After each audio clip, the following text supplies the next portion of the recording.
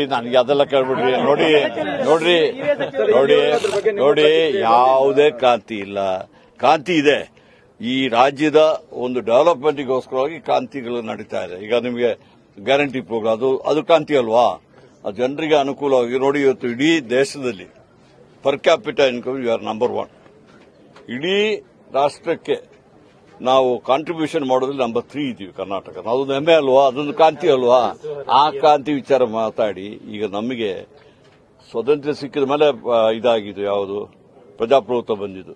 ಪ್ರಜಾಪ್ರಭುತ್ವ ಬಂದ ಮೇಲೆ ನಮಗೆ ನೆಹರು ಅವರು ಪ್ರಧಾನಿಯಾಗಿದ್ದರು, ಅಂಬೇಡ್ಕರ್ ಅವರು ಲಾ ಮಿನಿಸ್ಟರ್ ಆಗ್ಬಿಟ್ಟು ನಮಗೆ ಒಳ್ಳೆ ಸಂವಿಧಾನ ಕೊಟ್ಟಿದ್ದಾರೆ. ಬೇರೆ ರಾಷ್ಟ್ರಗಳಲ್ಲಿ ಅವರ ಅಧಿಕಾರ ಪ್ರಜಾಪ್ರಭುತ್ವ ಅದು ಹೋಗ್ತದೆ. ನಮ್ಮ ರಾಷ್ಟ್ರದ ಜನ ಮಾರಿ ಬುದ್ಧಿವಂತರಿದ್ದಾರೆ.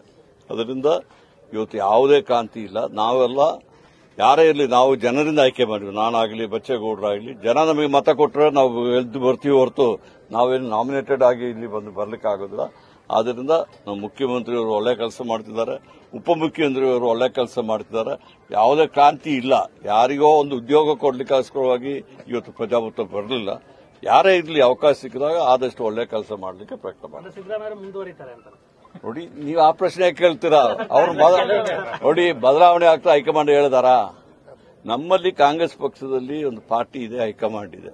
ನಮ್ಮ ಮಲ್ಲಿಕಾರ್ಜುನ ಖರ್ಗೆ ಅವರು ಇವತ್ತು ರಾಷ್ಟ್ರಾಧ್ಯಕ್ಷರಾಗಿದ್ದಾರೆ. ಅವರೇನಾದ್ರು ಹೇಳಿದಾರ ಬದಲಾವಣೆ ಆಗ್ತದೆ? ರಾಹುಲ್ ಗಾಂಧಿ ಅವರು ಹೇಳಿದಾರ? ಸೋನಿಯಾ ಗಾಂಧಿ ಅವರು ಹೇಳಿದಾರ? ಮತ್ತೆ ನಿಮಗೆ ಯಾಕೆ ಇದೆಲ್ಲ ನಿಮ್ ತಪ್ಪಲ್ಲ, ನಾನು ಹೇಳಲ್ಲ, ಎಲ್ಲ ನಿಮ್ಮ ತಪ್ಪಲ್ಲ. ಅದು ಹೇಗೆ ಗೊತ್ತಾ? ನಿಮಗೆ ಮೊದಲು ನಾನು ಇದ್ದಾಗ ಬೆಳಗ್ಗೆ ಒಂದು ನ್ಯೂಸು, ಮಧ್ಯಾಹ್ನ ಒಂದು ನ್ಯೂಸು, ಸಾಯಂಕಾಲ ಒಂದು ನ್ಯೂಸು, ಅಷ್ಟು ನೀವು ಮಾಡಿದ್ರೆ ಸಾಕಾಗಿತ್ತು. ಈಗ ಒಂದೊಂದು ಅವರಲ್ಲಿ ಬ್ರೇಕಿಂಗ್ ನ್ಯೂಸ್ ಬೇಕಲ್ಲ, ನೀವು ಅದನ್ನ ಹುಡ್ಕೊಂಡು ಮಾಡ್ತಾ ಇದ್ದಾರೆ ಅಷ್ಟೇ. ಈಗಲೂ ನನ್ಗೆ ಗೊತ್ತಿದೆ, ನಾನು ಏನು ಒಳ್ಳೆ ಕೆಲಸ ಹೇಳಿದೀನಿ ಅದು ನ್ಯೂಸ್ ಅಲ್ಲ ನಿಮಗೆ.